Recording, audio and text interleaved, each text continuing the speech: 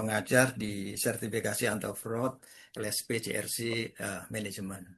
Eh, yang saya usulkan diskusi hari ini nanti kita bahas ya beberapa undang-undang, di antaranya adalah undang-undang korporasi, undang-undang anti korupsi, undang-undang perseroan terbatas, yang tentu terkaitannya dengan yang sedang viral yang disampaikan Pak Ricardo maupun Mas Eri tadi, terkait apakah undang-undang BUMN yang baru itu kira-kira berpengaruh terhadap kerja-kerja para penegak hukum. Ada satu pasal kontroversial yang kita bahas. Yang kedua, saya coba sengaja saya masukkan BGR karena setiap saya ngajar gitu, ini selalu itu para peserta itu mempertanyakan BGR ini, Business Judgment Rule. Sebetulnya mekanismenya seperti apa gitu, dan bagaimana implementasinya di persidangan gitu. Lah, yang ketiga, kita nanti coba memang kita kumpas lumayan detail ya terkait dengan benar nggak undang-undang BUMN yang baru itu mempengaruhi kewenangan mereka untuk menangani kasus-kasus fraud atau anti korupsi atau korupsi. Karena ini nanti kalau di KPK itu konsekuensinya juga cukup berat, tidak hanya dari sisi penegakan hukum, tapi juga dari sisi pencegahannya. Misalnya KPK masih punya kewenangan untuk minta laporan LHKPN enggak? Konsekuensi dari misalnya laporan gratifikasi ada enggak? Nah, yang terakhir sebetulnya saya usulkan di forum ini semacam usulan ya, kesimpulan itu semacam usulan, apa sebaiknya yang kita lakukan terkait dengan fenomena undang-undang ini. Jadi itu yang saya usulkan. Yang pertama, banyak definisi terkait tindak pidana korporasi. Jadi korporasi itu bisa dinyatakan tersangka, itu ada banyak hal, misalnya pencucian uang. Boleh, KPK bahkan pernah mentersangkakan PT, itu sangkaannya termasuk pencucian uang. Yang kedua tentu pidana korupsi sendiri, ada lingkungan, ada penipuan, dan lain-lain gitu. Nah, karena banyaknya definisi tindak pidana korporasi berdasarkan undang-undang, kira-kira mekanismenya apa? Yang pertama adalah yang sudah diatur di masing-masing undang-undang teknis itu hanya mengikat untuk tindak pidana khusus terkait. Jadi kalau ada tindak pidana lingkungan itu tidak boleh pakai undang-undang tipikor gitu dan sebaliknya.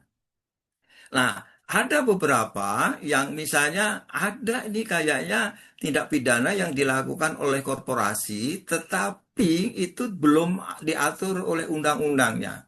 Itu pun sebetulnya Mahkamah Agung juga sudah mengeluarkan peraturan Mahkamah Agung nomor 13 tahun 2016 tentang cara penanganan tindak pidana oleh korporasi sebagai pedoman. Nah, nanti kita bahas juga ini apa isi dari Perma 13 tahun 2016.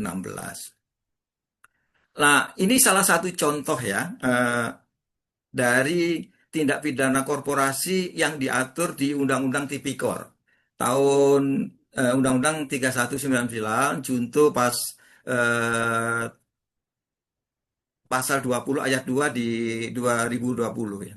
Nah, tindak pidana korupsi dilakukan oleh korporasi apabila tindak pidana tersebut dilakukan oleh orang-orang baik berdasarkan hubungan kerja maupun berdasarkan hubungan lain. Bertindak dalam lingkungan korporasi tersebut baik sendiri-sendiri maupun bersama-sama. Ini pengertian yang sangat luas. Terutama ada narasi hubungan kerja dan hubungan lain, baik sendiri atau bersama-sama. Artinya apa? Dari pasal 20 ayat 2 ini, tindak pidana ini tidak hanya dilakukan oleh pengurus, Jadi tidak hanya pengurus, tetapi siapa saja, baik yang berdasarkan hubungan kerja maupun hubungan lain, tidak hanya karyawan, termasuk hubungan kontraktual untuk kepentingan korporasi. Nah, yang menarik adalah perasa hubungan lain. Ini nanti ada di KUHP, ada di Undang-Undang Perseroan Terbatas, itu bicara banyak tentang hubungan lain. Bahwa bahkan Perma pun, Peraturan Mahkamah Agung juga bicara tentang hubungan lain. Nah, hubungan lain itu apa? Hubungan lain tidak dibatasi dengan hubungan kontraktual dengan korporasi, bahkan seseorang atau pegawai korporasi mitra yang incas yang melakukan pekerjaan yang diberikan oleh korporasi gitu. Jadi misalnya gini ada seorang ahli gitu ya yang dari mitra dari sisi teknologi atau dari sisi perbankan atau dari sisi lainnya incas di korporasi itu dan dia mempengaruhi putusan korporasi itu bisa juga dimasukkan kategori ini. Nah, karena sangat luasnya, ini kayaknya kan gini, undang-undang itu kesan yang saya dapat itu seperti pisau yang sangat tajam, bisa mengenai siapa aja. Nah, kita sebagai pelaku korporasi atau sebagai orang-orang yang berkarir di korporasi, apa yang dilakukan? Sebetulnya sederhana. Yang pertama adalah memilih korporasi yang baik sebagai mitra untuk mengurangi risiko. Ya, dengan prinsip apa? Ya, kehati-hatian.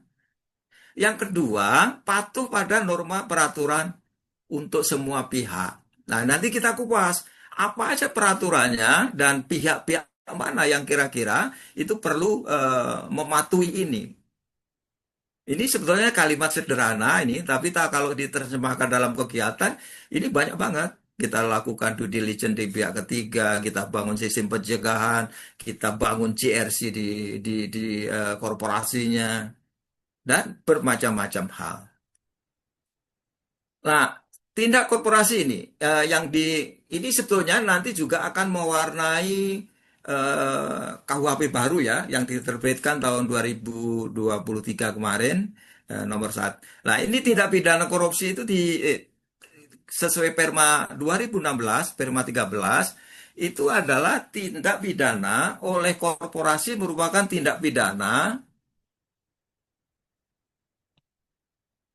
yang dilakukan oleh orang-orang berdasarkan hubungan kerja atau berdasarkan hubungan lain, baik sendiri-sendiri maupun bersama-sama yang bertindak untuk dan atas nama korporasi di dalam maupun di lingkungan korporasi.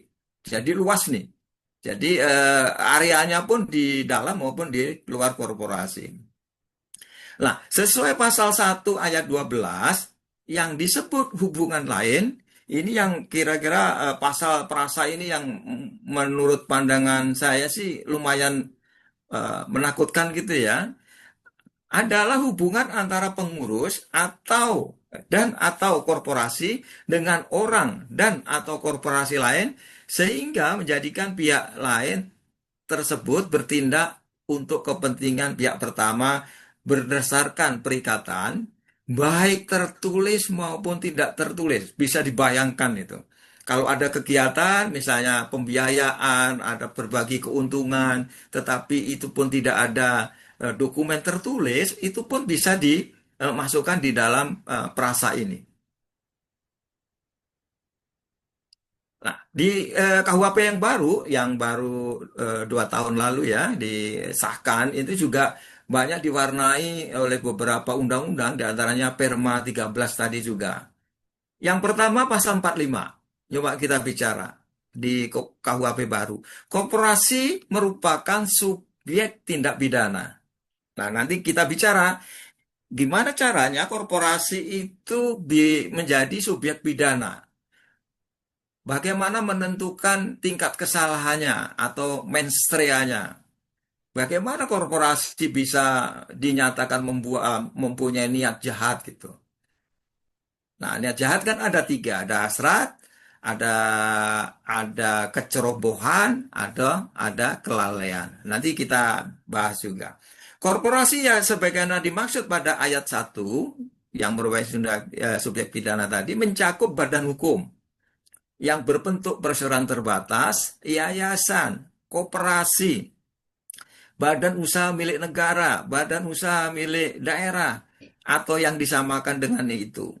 Perkumpulan, baik berbadan hukum atau tidak berbadan hukum, badan usaha yang berbentuk firma, persekutuan atau komanditer, atau yang disamakan dengan isu ketentuan peraturan tertentu. Bahkan sebetulnya ada beberapa ahli hukum yang menyatakan partai politik itu masuk korporasi.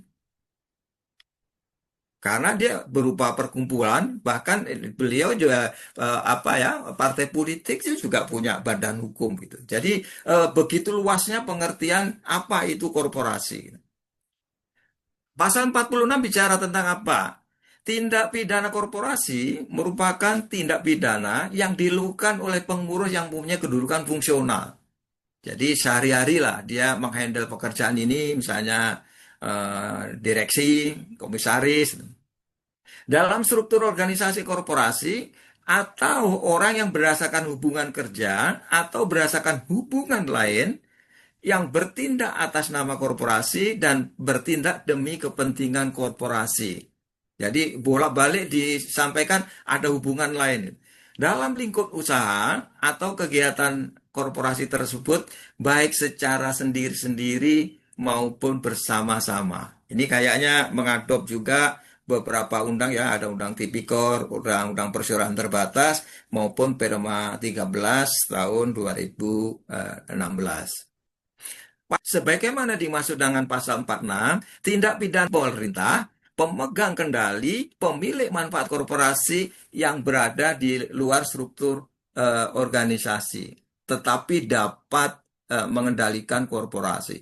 Ini kan lebih luas lagi. Jadi tindak pidana ini itu bisa dilakukan oleh direksi, komisaris, pemilik saham, atau orang-orang yang sebetulnya itu mengendalikan korporasi. Nah, definisi dari pemilik dari eh, pemilik manfaat itu sudah diatur di peraturan presiden. Jadi peraturan presiden nomor 13 tahun 2016 itu mengatur tentang secara detail ya tentang siapa itu eh, pemilik manfaat atau beneficiary owner. Bagaimana cara laporannya? Paling tidak gini, eh, beneficiary ownership atau beneficiary owner itu eh, orang-orang yang minimal mempunyai 25% saham. Jadi kalau itu go public, kalau dia eh, eh, mempunyai saham minimal 25% itu mutlak menjadi BO. Atau seseorang yang didikasikan bisa mengendalikan.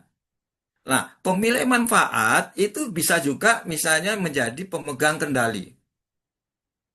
Bahkan koperasi yang sebetulnya kepemilikannya itu berdasarkan anggota gitu, itu juga diatur dimasuk di dalam ini.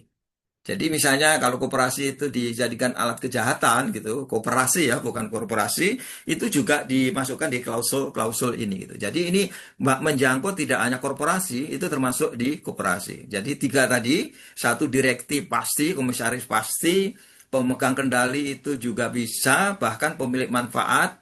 Jadi yang bisa menentukan siapa direksinya, siapa komisarisnya, itu bisa masuk prase di pasal 47 ini. Nah, tidak pidana korporasi sebagai ini masuk di pasal 47 itu dipertanggungjawabkan itu dalam situasi seperti apa. Yang pertama termasuk dalam lingkup usaha atau kegiatan sebagaimana ditentukan dalam anggaran dasar atau ketentuan lain yang berlaku bagi korporasi. Yang kedua, menguntungkan korporasi secara melawan hukum, diterima sebagai kebijakan korporasi. Misalnya ada kerjasama, tetapi ternyata kegiatan itu mengandung unsur money laundering, atau mengandung unsur merusak lingkungan, atau mengatur tentang bagaimana merekayasa penjualan supaya itu merugikan negara gitu. Itu semua masuk di klausul 47B ini. Nah, korporasi dianggap tidak melakukan langkah-langkah yang diperlukan untuk melakukan pencegahan, mencegah dampak yang lebih besar dan memastikan kepatuhan terhadap hukum yang berlaku guna menghindari terjadinya tindak pidana. Jadi C itu sebetulnya kalau korporasi tidak mengimplementasikan GRC, Governance Risk dan Compliance, itu kena.